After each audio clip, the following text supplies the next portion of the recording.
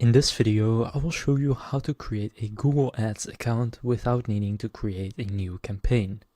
To do this, just go to the Google Ads website and from there click Start Now and just gonna sign in with your Google account.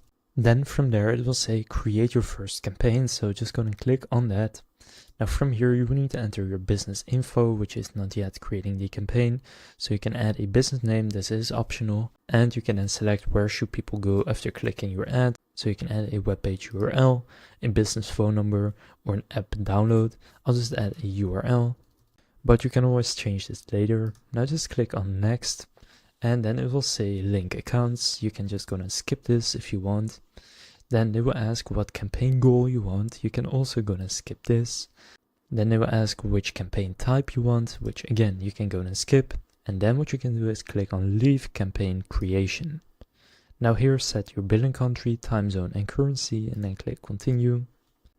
And then here you can confirm your account and payment settings. So here you can now create a payment profile. And then after you create that, just gonna click submit. And then you have created a Google Ads account without creating a campaign. If this video was helpful, please consider leaving a like and subscribing to my channel. With that being said, I will see you in the next video.